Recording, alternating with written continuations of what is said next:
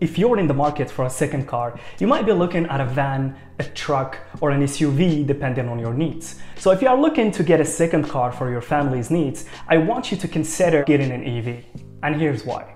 Electric vehicles have made huge technological strides since they were first introduced, and they're more popular than ever before. Yet, some drivers are still hesitant to switch from traditional gas-powered cars, and that's largely due to misconceptions that EVs still suffer the same shortcomings they did in their earlier years. While electric vehicles do indeed have their downsides, there are also considerable benefits to owning one. And today, I will outline reasons why I believe having an EV as a second car is the best decision you can make amid all the chaos going on in the world today. But first, here's a little bit about me.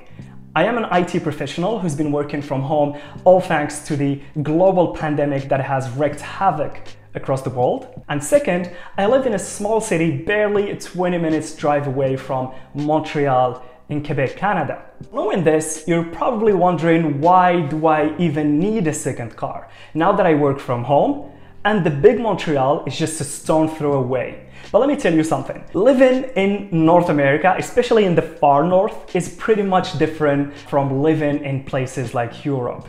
See, distances between points of interest are extensive, and the harsh terrain hasn't made it really any easier for surrounding places to enjoy public transport services like train networks.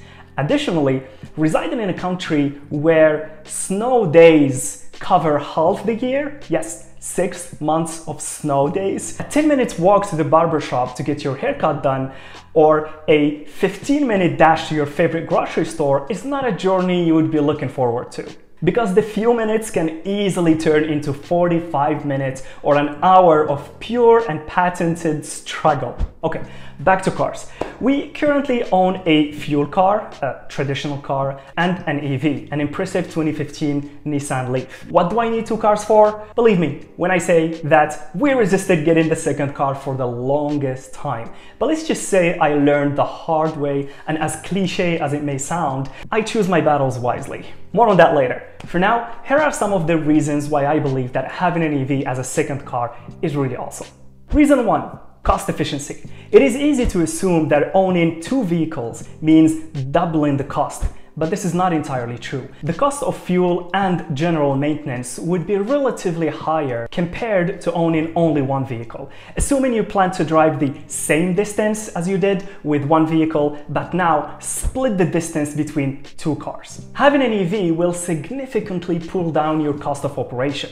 Americans pay an average of 15 cents per mile driving gas-powered cars, which really doesn't seem like much, right? Until you compare it to the fact that many EVs run at 1/3 of that cost, given that electricity is significantly less expensive than gasoline. And since you're likely to charge your electric car in your garage most of the time, installing solar panels on your home can save you even more money and powering both your residence and your EV. So I did in-depth research, and this is what I found. While gas prices may vary over time and location, Canadian average prices for a gallon of gas are 5.9 Canadian dollar, or approximately 4.6 USD. If a standard ICE has about 14 gallons on average, it costs around $65 to fill the average tank.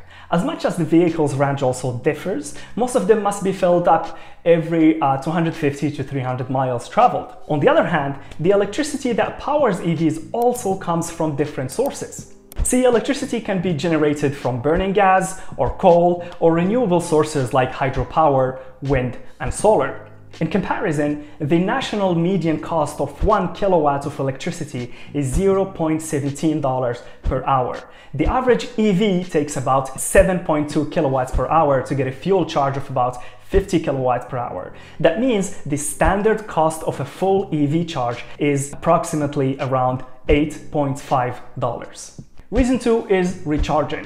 Compared to the few minutes it takes to fill up a conventional car at the gas station, recharging your EV is a much more significant time investment. While most electric cars engines take about 4 hours to reach a full charge, I like to think that it takes me 20 seconds for a full charge. 20 seconds being the time it takes me to park the car and plug it into the charging station for the night. And to add icing to the cake, there are more charging points in public spaces, in grocery stores, in restaurants, malls, and many of these places offer free charging. You know, nothing beats plugging your EV to charge for free while you enjoy a good meal with friends or family. If you live next to a busy road or have simply driven in rush hour traffic, you know how noisy conventional cars can be. EVs, on the other hand, are practically silent. So those days when I just need a quick silent drive to go get the mail, yes, we don't get our mail delivered to our home. We actually need to go to the neighborhood box to collect it ourselves. I simply jump to my Nissan Leaf and hit the road. I don't have to wait for the engine to warm up. I don't have to wake the neighbors up with a rumbling exhaust sound.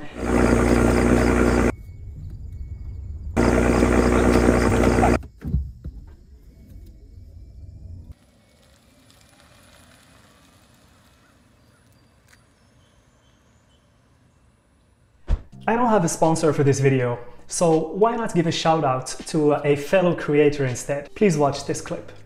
So I love hoodies. I mean, who doesn't? And I have a ton of them. Again, who doesn't? But this guy, he takes it to the next level. He reviews every hoodie he can get his hands on. So make sure to check out his channel. Link in the YouTube description. Driving an EV means you have the privilege of using the HOV lane, aka the carpool lane, any time of the day, even if you're riding solo. If you live in a high traffic area, this not only saves you so much time, but also a decent amount of sanity. On rare occasions that I use the highway, I can go on the fast lane and not worry very much about traffic. See, fast lanes in North America are designed to encourage people to be more mindful about their commute. You can take it if the car has 2 passengers or more, if it's a public transportation vehicle, like a taxi or a bus, or if it's an EV.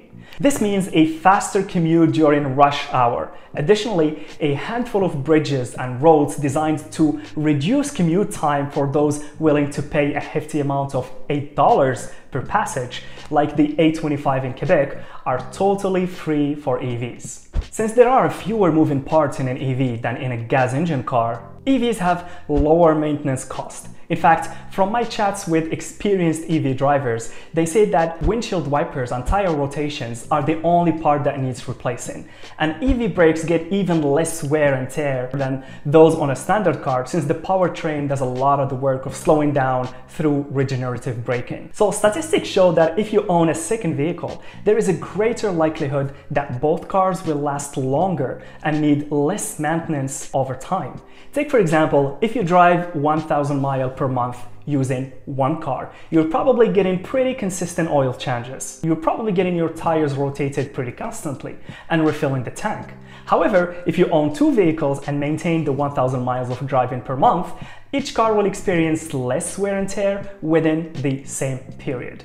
While you should still be getting consistent oil changes, tire rotations, and tank refills, you will not need to do these things as often. For my family and me, trusting all the daily errands on the Nissan Leaf helps keep our lead-in car, a 2018 SQ5, in good condition, inside and out. And rather than racking up 120,000 miles in 10 years on that beautiful V6 sounding engine, we might end up only putting an average of 40,000 miles on it in the same time frame. With that said, both vehicles should last longer and definitely perform better. That's the theory, at least. Now hear me out. We get no roundabouts in North America. None.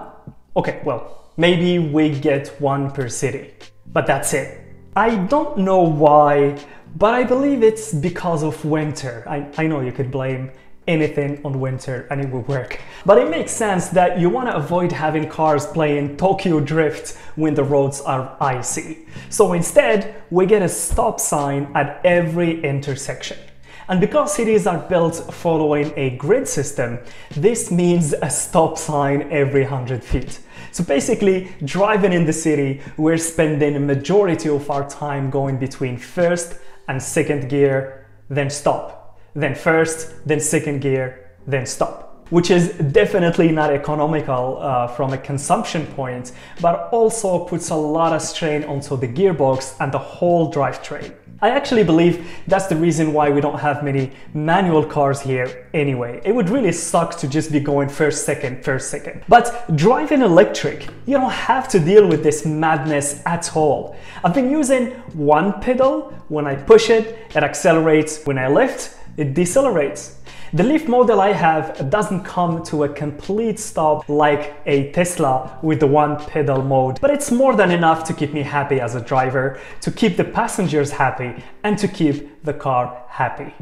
And finally, having an EV as a second car will definitely up your driving appetite. You'll instantly notice 3 advantages to driving an electric car over driving ICE vehicles. The first is instant torque from the electric motor or motors, which gives high and responsive acceleration.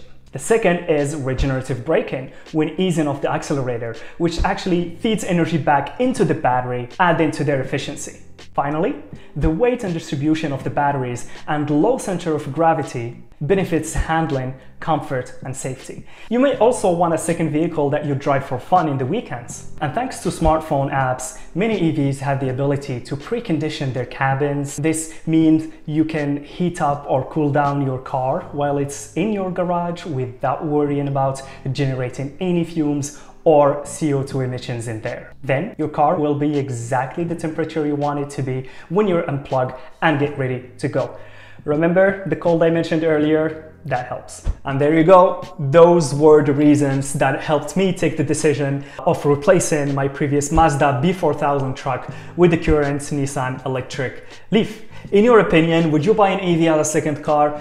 Did I actually convince you? So let's have a discussion in the comments. I always value your feedback. And if you enjoyed the video, please let me know in the comments as well. Please give it a thumbs up. It just makes our day. Let me know that you guys enjoyed this video so I can make more videos like it. Thank you all and be safe.